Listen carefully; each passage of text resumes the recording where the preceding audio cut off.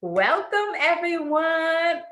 I'm back with a special guest.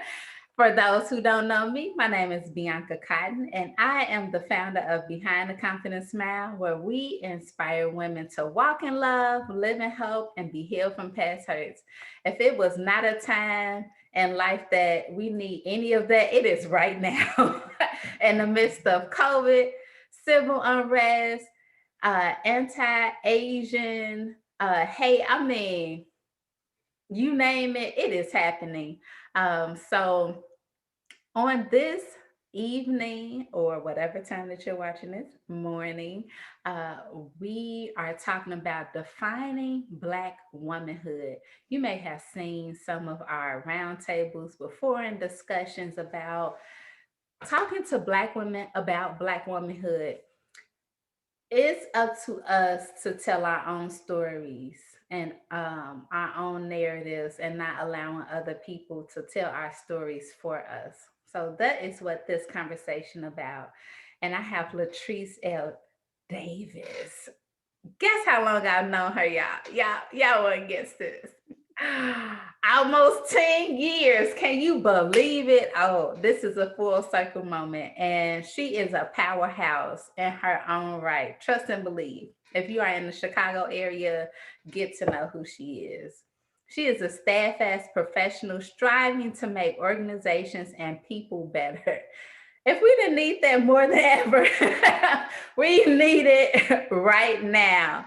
As a trained social worker with nearly 2 decades of nonprofit management, program, and partnership development experience, staff training, and facilitation experience.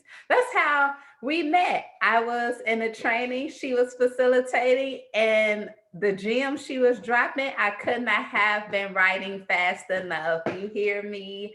So shortly after our meeting, her husband unexpectedly passed away, and her world changed dramatically as she became a widow and raising her daughter on her own. And we'll get more into that as we go along in conversation, how she used something that was so traumatic and devastating to her to encourage others and turning her pain into purpose. So we can learn a lot from Elle. And she's also a co-author. This lady out here writing books. Y'all probably see them in the background. Check it out. And just so much. She's just so rich. So we're gonna have a conversation about leadership, mental health, what her life is like as a widow, as a mom, as a trailblazer. I mean, let's welcome Elle to the floor. Well, Bianca, oh my goodness, thank you. I'm like, who's she talking about? Who's she talking about? yes. I mean, come on now. I appreciate that, and it really is crazy when you say when you talk about how did I meet her facilitating. That's how I met her, and I'm like, I facilitated that session on grant writing. Yes. I'll never forget. And you were like, hold on, give me more. You was like, hold on, wait a minute. Foundation, what? Corporate sponsorship, what? Like, Yes, you are. When you learning a new language, you like, hold on, what is that? Corporate sponsorships, that's a thing. Okay. I love it. That's so cool. Well, Bianca, thank you for inviting me to speak with you to talk about. I always say this, and people probably like, what does she mean? But I'd be like, all the things, because that's just how I feel, right? Like, let's just talk about all the things, whatever they are. So I am looking forward to this conversation, and I'm excited. Definitely. So let's dive right in to defining Black womanhood, right? What does that mean to you? When I first saw that question, I was like, Black womanhood, what does that mean to me? I don't think anybody's ever asked me that before. And when I think about it, I'm like, okay, Black womanhood. So I kind of like broke it down, right? I'm like, one thing, what does it mean to be Black? What does it mean to be a woman? What does it mean to be a Black woman? All of the things. And so for me, Black womanhood is both good and bad, honestly, right? And I'll start with the bad. I feel like sometimes as a Black woman and what we experience within being women is just the weight of the world, feeling like the weight of the world is on our shoulders. And that's as moms, that's as aunts, that's as head of households sometimes, that's as being married and still making more than your partner, your significant other, all of those things. And so that can feel so heavy and really wear us down. But on the flip side of that, it's like we have this like resilience and this strength and this like stick to itiveness and this grit about us that is just like, man, okay, the weight of the world is there, but I got this. Like, let's go. Right. And so that's really kind of how I see it. I feel like it's a both and, it's not an either or. That's good. So let's dive into the mental health piece of that, right? With that Mm. both and like carrying the weight on your shoulders. When we look at history at the movements, who's at the forefront of movements? Who are the ones cooking, taking care of the children, making sure they going to the doctor? I mean, you name it. Everything, yeah, everything is Black women, right? The grandparents who not only took care of their kids, but their kids, and sometimes a third generation. Let's talk about that when it comes to mental health. So it's interesting because I think, so I'm 43, right? And when my mom was coming up, when I think about like my grandmother and my aunts and everybody, nobody ever talked about therapy, counseling, mental health, none of that. They were, like you don't talk about your business. Don't air your dirty laundry. That's the saying, right? Like don't air your dirty laundry. And then here I am, and I went to school. I got my bachelor's and master's in social work. And I said, I want to go because I think therapy is important. Now, my parents didn't outwardly say therapy, like what's wrong with her? Like who going to therapy? They didn't outwardly say it, but I'm sure they were like, you want to go to school to do what? Why? Like what? Who? Oh, and so I remember when I was in grad school and I had my first like practicum, I was seeing adolescent youth at Jersey City Medical Center. And Bianca, I saw pain and I saw like neglect and abuse in these kids. I was seeing kids basically. And their parents were like, they were coming in like, my 10-year-old is wet in the bed and I can't figure out why. And then when I find out what's going on in the home, I'm like, the poor child is neglected. Or you brought your boyfriend home who, you know what I'm saying, who this child doesn't have a relationship with and they're not comfortable. So that's why they're wetting the bed at 10, right? Like it's associated with that. So it starts way before we even know it and before we recognize it. And even though prior to my, and I know we'll talk about this later, but prior to my husband passing, I had never personally gone to, let me make sure before I say that. We had done like marriage, like premarital counseling, but I had never gone to an individual therapist myself. And I'm pretty sure about that. But then after he passed, I was in 3 weeks later. I was like, oh, I already know what I need. Right. And it wasn't that I didn't think I needed therapy prior, but it was just, it was just life, just kind of going through life. And then when something so traumatic happened, I recognized this is the only way that I'm going to get better. Like, this is the only way I'm going to be able to go through this process. And so I think when we have all of those things, when we're carrying all of those things, like our mental health suffers, right? Because we are trying to hold everybody else's stuff and our own stuff. And if we don't release that, if we don't get it, off of us and recognize what we can carry and what we can't, then that's how we have mental breakdowns, right? And I've experienced that in my family. My paternal grandmother had mental health challenges, and so I saw it firsthand, and I didn't understand it as a kid, but I saw it, and I knew it wasn't normal, and I knew it wasn't right. But ask me if my family really talked about that. Ask me if they really Right. told me what that was. Or even if they had the language That too. to tell you what that was, because I feel like now, with more people talking about their challenges, we are developing a language as Black people, saying, Mhm. I don't feel well, or I need a mental health day, or I'm feeling claustrophobic. Like, we are starting to develop the language to be able to express our emotions more, past I'm angry or I'm sad or I feel jealousy. Like, it's going deeper. And I'm so excited to see that breakthrough for us because we need it.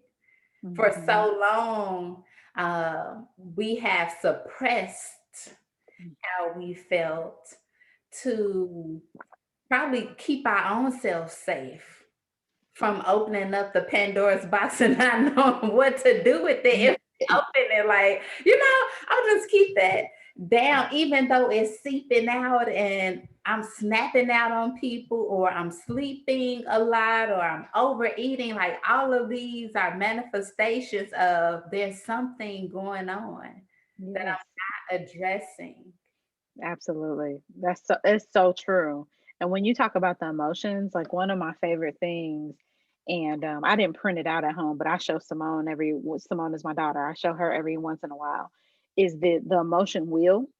Because we everything is like you said, sad, angry, happy, but there's so many more emotions that are in that. So if you've never looked at it, y'all just Google emotional wheel or emotion chart or whatever, and you have all of this other vocabulary that really helps you to describe what anger really feels like. Mm. And it's eye-opening. It's eye-opening when you look at some of the ways that we really should be describing things, instead of keeping it very basic and very neutral. Oh, that's good. I need that chart for myself. Um, and I'm in the process of teaching my 4-year-old daughter about naming her emotions. So we have a Oh, chart on the wall because sometimes she can go from 0 to 100, and I'm like, hold up, what just happened? And I think that's where we start. I don't want her growing up not having the language to express herself. But more so, let's normalize how you're feeling. Let's normalize how you're doing. Are you disappointed? Are you frustrated? yes, Irritated? yes, Not just like how I had to call your name 3 times. Like, yes, normalize having those conversations and building that emotional intelligence at that age. yes. It starts early, and you have to give them the language. And my daughter is 9 now. She just turned 9 in March, and I tell her all the time when she's like frustrated and she's crying, and I'm like, no, what's wrong? And she's like, oh, such and such happened. I'm like, no, no, no. But what's wrong? Fine, that happened, but why are you crying? Why did it bring you to tears? Right. And it may be because you yelled at me and I don't like when you yell at me. Okay, that's fine. That's valid. But what precipitated me yelling at you? Right. What didn't you do? Well, I didn't, clean my room. Okay. So, like showing her that every cause, has a reaction, right? Like, so everything that you do, there's something behind it. So if you don't clean your room, chances are I'm only going to ask nice ones. Right. Before this escalates, right? Like, I'm only going to ask nice ones. After that, because you hear very well. Yes. right? So, We got the human test results. Like we know that that's not an issue. It's a matter of the decisions you are choosing to make. choice, girl, choice, not by circumstance, but by choice. So let's get it together. You make that choice, then I make a choice. Yes. Hey, leadership lesson 101. You make a choice, I make a choice. You may not like the choice I made, but I may not have liked the choice that you made. Right? Simple, Yes. simple, breaking it down. So as we talking about leadership, let's dive into that in terms of your leadership. How have you defined your leadership and how has it evolved over the past 2 decades of like leading people? Girl. Okay. Whew. How much time we got? No, Oh, that's like a podcast series. Like, girl, for real, like a 12 part, right? So let me think. So interestingly enough, I was recently telling somebody, so I went to Creighton University for undergrad, predominantly white institution in Omaha, Nebraska. Yes, this black girl from Chicago ended up in Omaha, Nebraska. But that's a whole nother story. That's another podcast too. But but one of the things, so with that being said, yes, I ended up in Omaha, Nebraska, a small Jesuit Catholic university. Okay. Let's be clear about the dynamics of it. And we had about 6% black population. Maybe it was a little higher. Maybe it wasn't that low. But anyway, it was low. It was single digits, girl. It was single digits. And one of the things when I got to campus and recognized and realized that there were so few black people, I was like, what did I really do? Right? Like this ain't me, right? But I became so involved in campus and it became my fight. So before DEI was cool, before diversity, equity, and inclusion was cool because of George Floyd and everyone else, I was fighting the multicultural fight on Creighton University's campus back in 1995, 96, 97. And with that, at some point, I also became the president of our Black Student Association. And little did I know that all of those things from my freshman year stepping foot on that campus, I was developing leadership qualities, and it was unbeknownst to me. I was just like, I want to see more black students. Like, yeah, that's all it was for me. And then it was just like, oh, you should run for president. Okay. I want to see more black students still, right? Like I want to see more multicultural activities that are black focused so that we can have fun, so we can do, things that are, enjoyable to us. And so did that. And I really attribute my time at Creighton University as building me as a leader. mm, I don't know if that would have happened if I would have went to Dillard, which is where I really wanted to go, or Xavier, right? Like I'm not sure if it would have happened in the same way. So everything that we do, every choice really does bring about, the results of who we end up being. And so when I think about my career, I was an early manager. I started at Boys and Girls Clubs of Chicago when I was maybe 24, 25. And at that time, I just, I started at the club and I was like doing teen programming. And shortly within a first year, not even a full year, I became a manager at our high school based club. mm. So here I am, this 24, 25-year old out of grad school, becoming a manager of people, number one, that were older than me, Mm. number two, that had more youth experience than me, and number three, in our only high school based club. You talk about dynamics. Right. And I looked like I was in high school.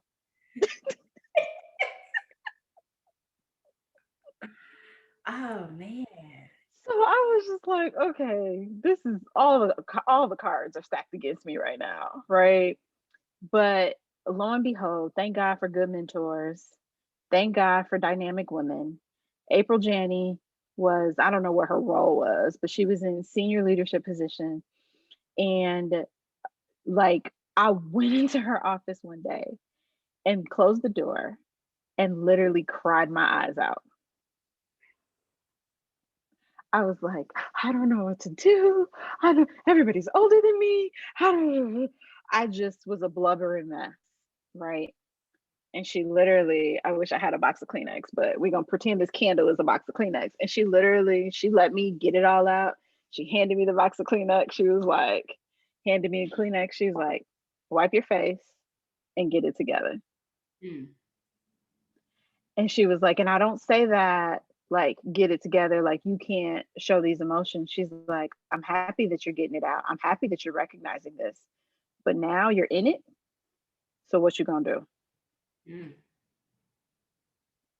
I was like, I don't know. That's why I'm here. Right? Like that's why I'm crying.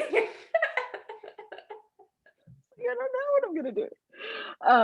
But we talked it through, and she was just like, "You're intelligent. You're smart. You're gonna figure it out." And you have to. She's like, the biggest thing is build the relationship, and that really catapulted the way that I interacted with people. Because what I wanted and what I needed people to know and understand is that I care for you as an individual first and foremost. The work will get done. We'll get the work done. But I have to respect you as a person, and I have to respect your ideas and your thoughts and how you contribute to whatever that team is. And that is how I lead. I think that's how I've always led. I think I do that from a professional standpoint as well as a personal standpoint. I respect my friends. I love on my people. I'm an only child, so my friends are like my siblings, right? Like all my friends are like my brothers and sisters. Like, I just be like, yes, I love everybody. They'd be like, you so like, like I don't know, like flower child. But that's important. You created your village. You're like, hey, we may not be bound by blood, but I'm adopting you into the fold. And it's not uncommon for Black women, especially, to do that. They were like, oh, yeah, that's my sister over there. People like, oh, really? Like, it's what we do. It's what we do. What we do. And I'm all my friends. I'm like, yep, that like that's Auntie such and such. Simone's like, is that really my auntie? Like now that she's older, she'd be like, okay. But you're teaching her something. Mm. Like, coming from um, a person who was raised around a lot of older people, because Mhm. my parents took me everywhere with them. Like, no babysitter. I was with my parents, and so I got to know their friends, people they went to high school with, the neighbors, like the elderly people from church we took care of. Like, I was that kid, so I was very similar to Simone. Like, why are we over here on the Saturday cleaning up Deacon such and such house? Like, oh, because we take care of our Of each other. elders. And I was like, they don't have kids. Like, where they kids at? Bianca, that's great. I was that kid because I was curious. Like, don't everybody got kids that can take like where they kids at? Why- You're like, I don't understand why this is our Saturday. Like, why are we not doing something else? Right. But now that I have children, and I'm thinking about all those lessons and the Mm. jewels from that time, it's easy for me to pick up and take care of someone. It's like I Mm. was groomed to love people. I was taught to see people as people, and that every now and then folks just need help, and Mm. it's okay to help. So yeah, she'll understand that much later in her own way. Much later. Much later. Because right now, she like, She like, why are we going to this meeting? Why are we doing this? Why are we doing that? You'll get it. you'll get it. I'm teaching you how to be a leader. I'm teaching you how to think for yourself, how to manage your time. And thank you for that because I don't look at it as teaching her how to be a leader, but that's exactly what it is, Mhm. right? Like, and so thank you for that insight from parent to parent because, and from woman to woman. I appreciate that because for me, really, it's because it's what I have to do, right? It's just her and I now. So my lens is different than an outside looking in. So I appreciate that. Thank you. Because even though this is what you have to do, even in the midst of that, it's opportunity to show her, like, it doesn't matter what happened in life, we make the best out Mm. of our circumstances, and our best can set you up for better. So yes, Come on, Bianca. Our best can set you up everywhere for with better. Come on, girl. you go everywhere with me, but know that there's lessons in this. Like, and know that I'm teaching you how to be a mother. Like, you take your children with you so they can see you in action, so they can know what womanhood is about, so they can know what their mother does, so they can know what work looks like, so they can understand what grit is. So it's lessons that we teach our children. Like, I have an office at home. When my kids see me, they're like, "Oh, you going to work?" Like, cause we've been in COVID so long. Like, when they see me, it's funny, but it clicks. It's like, oh, when she going there, she at work. Like, because they don't understand days of the week, time, and concept Yeah, yet. So it's they're like, still young. They're still learning. yeah, work. So they understanding those things, even though we are at home, not by choice, but because of circumstances, and we make the best out of it. And let's just emphasize, though, the lesson to parents and not just moms. I'm going to say to parents about taking your kids everywhere. So you're saying that, and it's a confirmation for me because I don't know if you saw a clip, and I'm going to see if I can find it to share with you, and so that you can share with others with Felicia Rashad and Debbie Allen. Did you see a clip of them? Oh my God, it's so powerful. So they did an Instagram live. Debbie Allen got Felicia Rashad to do an Instagram live. And Felicia Rashad is like, girl, what are we doing? What is happening? But they talked about how their mother moved to Mexico and took them. And Felicia Rashad, that's one of the things that she said. She's just like, they were saying, like, Mama took us everywhere. Like, there wasn't anywhere that Mama didn't take us, right? And Felicia Rashad was like, that is what you do. Don't leave your kids behind. She's like, don't, she's like, people are so quick to just want to, like, no, they don't need to go. They don't need to see this. They don't need to be exposed. She's like, don't leave your kids behind. Take them, let them experience because that is what teaches them. Yeah. And so I know that to be true, but it is such a good reminder. So Yeah. And sometimes it can be hard. It's like, I just need a break. But I take those too, though. I take those too. Like, don't trip. mental health, right? Like, I need a break. I'm not saying, you gotta burn yourself out. It is important that we take time away and that our children get to build relationships with other trusted adults. That's just as great. But we learn as people just by doing, by being.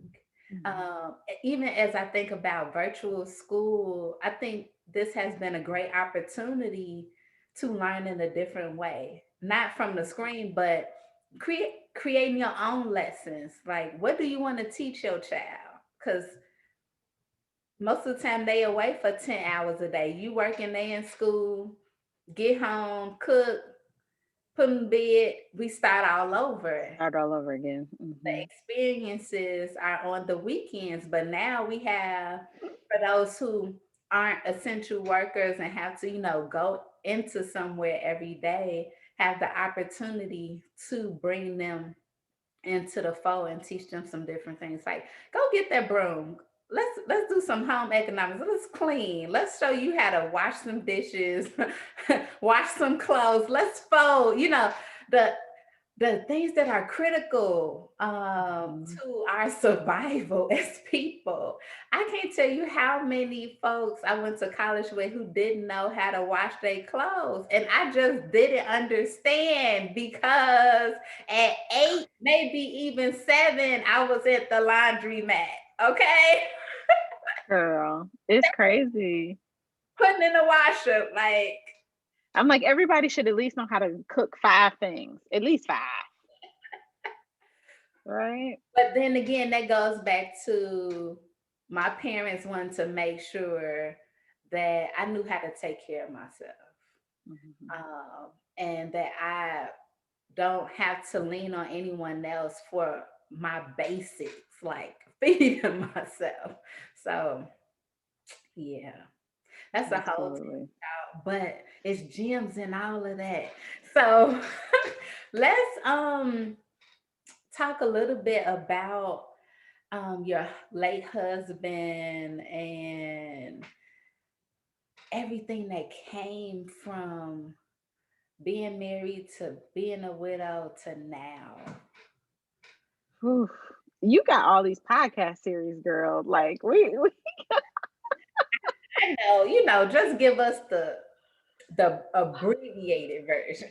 I know what is the abbreviated version. So I think the abbreviated version is number one. I think what it's important to point out is that I got married at the age of 30. I always get this wrong because I'm like, my birthday, when was my birthday?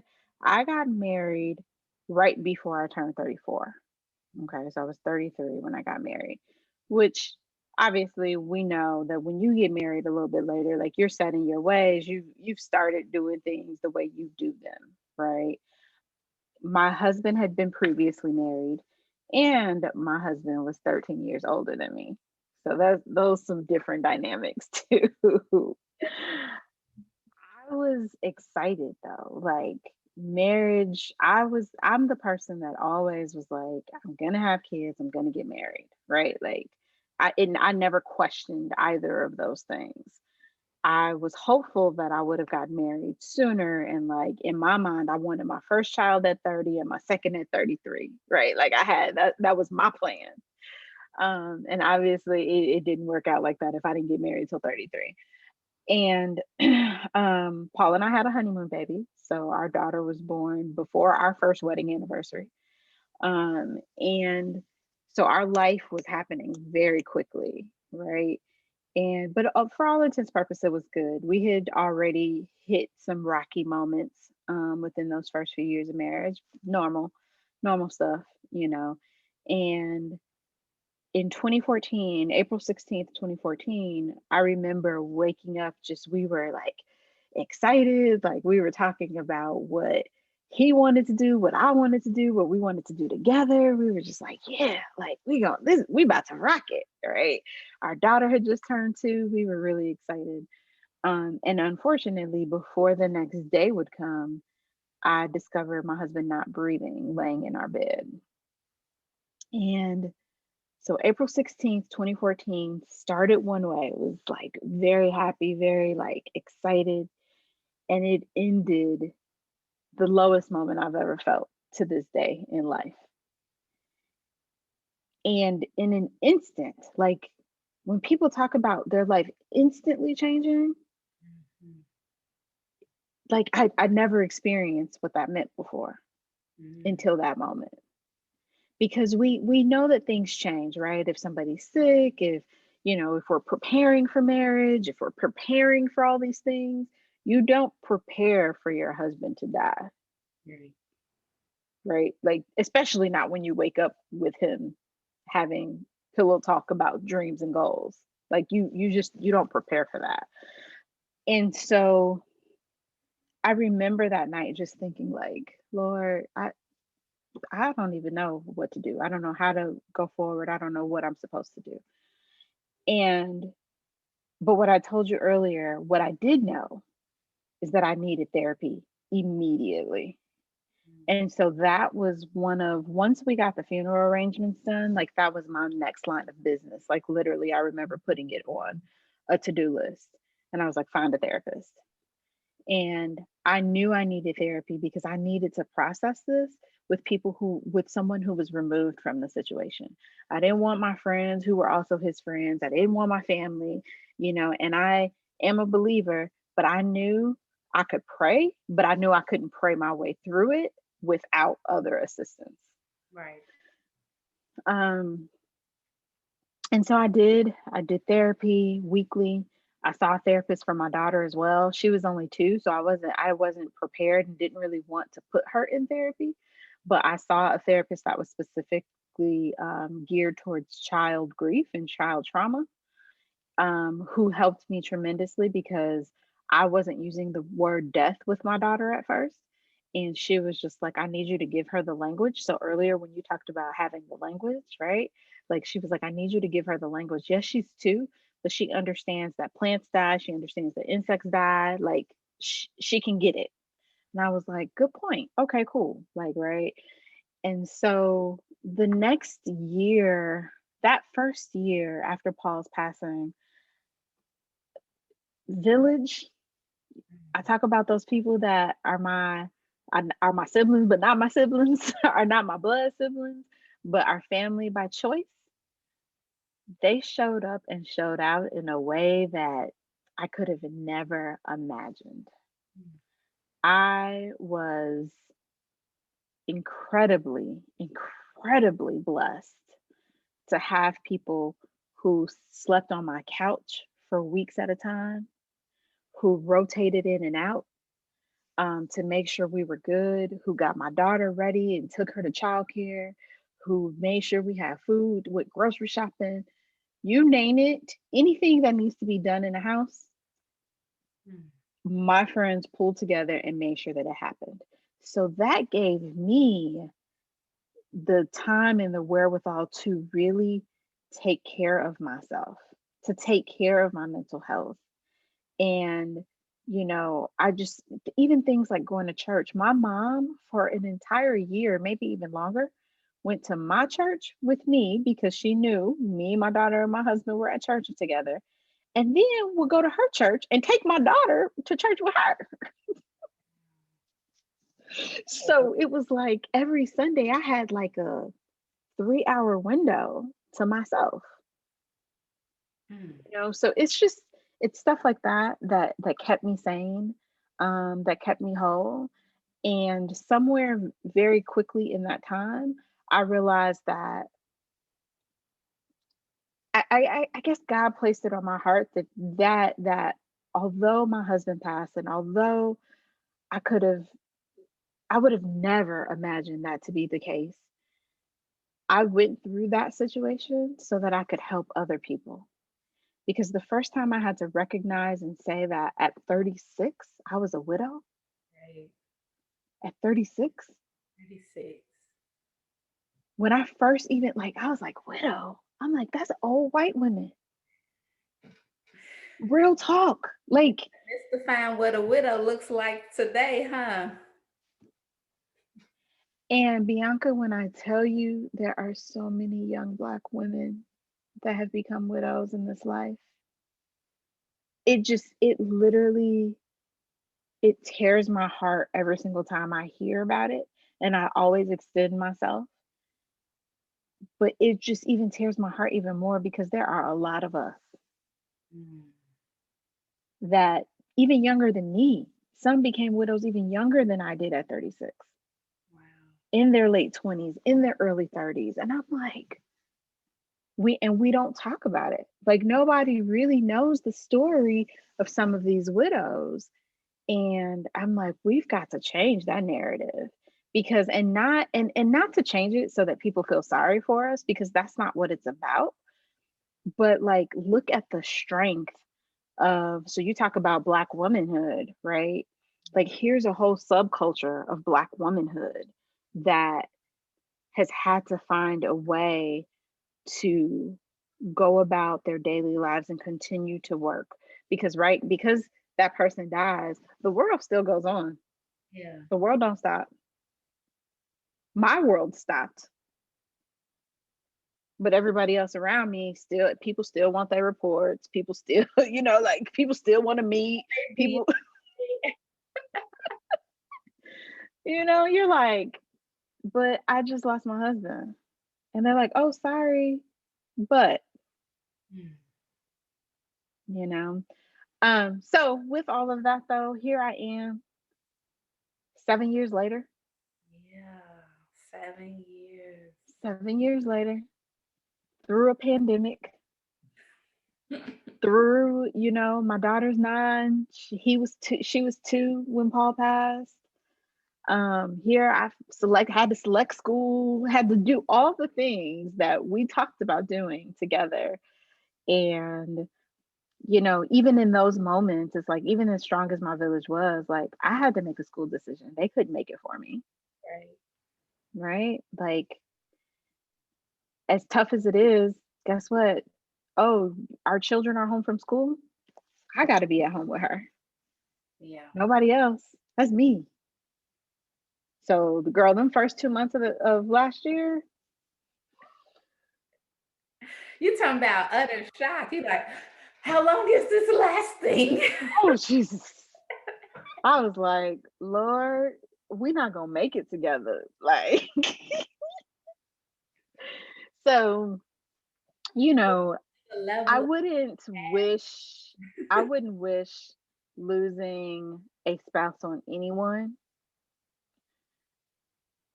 And through it all, I am the woman I am today. Like, I'm sitting here having this conversation with you today, partly because that was my journey. Mm. Yeah. And that is hard for people to hear. But the reality of it is our journey. And we have to accept it, and we have to receive it.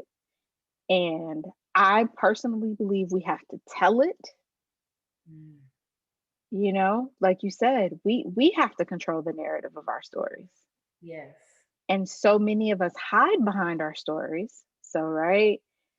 Um, so I'm not necessarily hiding behind the confident smile. I'm telling it through the confident smile, right? That's what it's about, y'all. Seriously, that's a whole nother story for a whole nother day. But it it's about, not just putting up a facade and I'm good. It's like, no, what is your story? It's no shame in Mhm. your story. Your story is your story. Your journey is your journey. That's how we are able to face our fears, by overcoming and talking Mhm. about it, and maybe laughing about it, crying about it, whatever makes you feel good, right? All of the above. Because it's so important, one, that people don't feel like they're alone. Mhm. But in order for us to build that village, in order for us to truly have authentic, real, raw relationships, we got to start with the person that we stare at in the mirror. I was just about to. I'm thinking Michael Jackson. I'm Yeah, like, it's like Michael Jackson, but woman in the mirror instead of man, right? We have to fall in love with this person and be like, you know what is your story? Shoot, talk it out to yourself. yes, yes, Get yes. acquainted with your journey. Like, maybe I do this because of that. Maybe this is connected because of this. And go to therapy. Ain't no shame in that either. Talk to Ain't no shame. your got one. No shame in that either. Cry it out on your friend's couch. No shame in that either. Every day is different. Here's Every the thing: when you are walking down the street and emotion comes over you, whether it's joy or sadness, whatever it is, let that stuff out. Yes. You want to walk down the street and hey, and if you want to walk down the street just like solemn, then guess what? Let it out, because that's like we're able to be more resilient. Excuse me. We're able to be more resilient through that, and so I recognize that. And that's really been my push and my platform, is to talk about how we have to be more resilient. I knew it. I knew it. I just knew it. Simone is joining us. She's doing a cameo. Simone is doing a cameo. You want to Yes, say hi but to people? Miss Bianca said, "Would you like to say hi to the people?" No, you just gonna stay in here. Okay. Okay. Good night. I, I love you. Okay, come bring it. Parenthood and Yeah, all the things that you do is still parenthood. real life. But that's so true. Like I when I take walks, if I'm listening to a song that I'm feeling, I dance and walk. And I'll see people in their cars looking. I'm like, join me. Like, if I'm feeling great, I'm gonna express that. If I'm not feeling great, I'm gonna express that. For that very reason of uh, learning or unlearning suppressing emotion Yes. and Yes. thinking that one emotion is better than the other. Like these are good emotions, these are bad emotions. Like these are emotions. They're all emotions, and we gotta just accept all of them, no matter what it is, right? But I think that goes back to the emotion chart that I talked about earlier too. Yeah. We have to. We don't always have the language for them. We don't always have the vocabulary. Good night, honey. Oh, sorry. So, All right. I Good mean, night. in terms of when we think about parenthood, leading others, like in nonprofits, corporate roles, emotions. Sometimes Mhm. we meet leaders who do not have the vocabulary for the emotions, and we see that play out in Yeah. the workplace, and it affects every area of our lives Yeah. because we don't change. We walking around. It's us. So get help, y'all. It's, Yeah. Seriously, no matter what it is, it's about saying it's okay to even ask for help, right? And yeah. that help may come in a multitude of ways. There's not just one way. So for some people, and here's the thing about therapy, because I'm about to say, for I think everybody, we've all been through trauma, right? It may not be death of a person, but it could be failed relationships, it could be job, it could be the way we grew up, right? It could be something that happened to us in childhood that is holding us back from really fully living into our best selves. There's a number of things. But when it comes to therapy, for me, one of the most important things is identifying what qualities you want in that therapist. Mm. And so don't just go to therapy and be like, okay, I'm just going to go to therapy. Well, what do you want to see? So, what I knew after Paul passed is I knew I wanted a woman. I knew that I wanted her to be Black. I knew that I wanted her to be married. And I knew that I wanted her to be a Christian. Mm. Those were my four qualities. It might be more than that for some people, it may be less than that. But choose a base of like, who do you feel like you can connect with the most? And then interview them, just like you interviewing for a job and you're asking them questions. Like that first time, you're going to really feel them out. And if you don't have good vibes with them and you're like, this doesn't feel like I can really be myself here, then pick the next person on the list, Mhm. right? You don't have to stay anywhere where you just feel tolerated, right? Or you feel like there's no connection, because this is a person that you want to talk to every week, Yeah. right? So I think that that's important for people to understand when you talk about therapy and mental health. And that's how you, like, that's how you exude your own leadership for your own life. We all lead, right? Like, we're all the, people like to say we're all the CEO of ourselves, which we are, you know so how are you leading your life? Like, you got to be make intentional choices, and that is just one way that you can do that. I'm glad you um mentioned like it to interview, right? Not just say, oh, this is it, and then if it don't work out, you don't try anyone else. We don't do that when it comes to our careers. Like if we don't like a job, what you do? You go find you another one. If you don't like your primary care physician, what you do? You go find you another one. If If you you don't like your church, what what you you do? do? You go find you. So we have to apply that to every area of our lives. Mhm. And sometimes taking that agency to do so in areas of your life that you haven't done before may take a little bit more extra energy, but it's worth. Yes, it's worth it. I'm worth it. You're worth it. Yes. You are worth it. So many options out there. And with COVID, it depends on like your insurance and Yeah. people's licensing, but you might find somebody in another state. Who knows? Like Yes. Yes. telehealth is available to you. It is available. So, I mean, you can find them. And Therapy for Black Girls is a great resource. I, Therapyforblackgirls.com. You can search in every state and see if it's somebody that you want to connect to. yes, yes. So as we conclude our defining Black womanhood conversation, what is something you want to leave uh, as a last note, gem, challenge, charge for the Black women and men who may be watching too, to know, to think about, to dream up?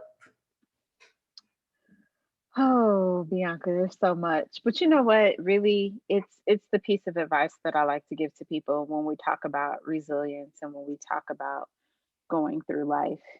And the thing that's most important for me is for people to allow themselves to give themselves grace.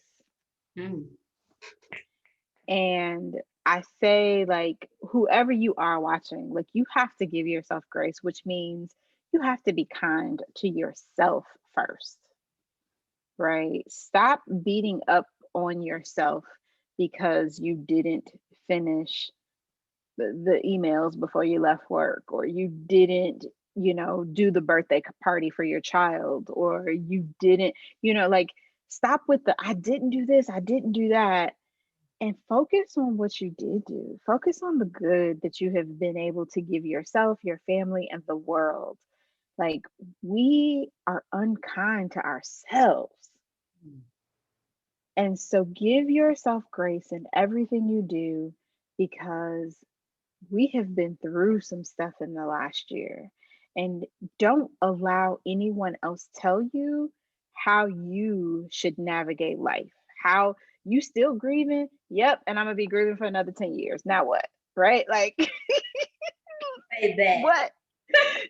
Like, don't tell me when to get over something. Don't tell me how to do whatever it is that I'm doing. And and stop passing judgment on people, right? Like, I think we're seeing a lot of that because people are choosing to travel.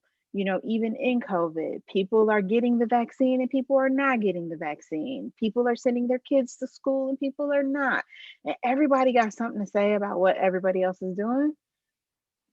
Give yourself grace and do what you think is right for you, because at the end of the day, that's all that matters. Snaps for that. That's a sermon. Give yourself grace. Stop judging yourself and other people, because I'm a believer of we treat people how we treat ourselves. Mm, I gotta sit with that. Okay.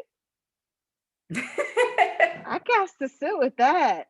We treat people how we treat ourselves. So if it sometimes it's those unspoken things that may be sitting in your heart and Mhm. you wish you could do what they're doing Mm. and or you are very similar to the person that you're judging, right? Mm. So putting that mirror up and looking at yourself like, why am I so critical to her or to him? Maybe because I'm critical towards myself. Yeah. Why do I feel like other people need to be perfect? Because maybe I struggle with perfectionism. So really, am I projecting what I believe about myself or what I don't believe about myself onto others? Come on, girl. Come on, Bianca. Come on. Come on behind the confident smile. Come on, girl. Y'all, I do a lot of sitting with myself as I'm running behind these kids. But I love it. this was so delicious. Like for real. If I could name a food, it's like just turkey, Italian turkey with the dip and jalapenos with the barbecue sauce on the fries. Good. That is too cute. I love everything about that. That's hilarious. That is hilarious. I love food, y'all.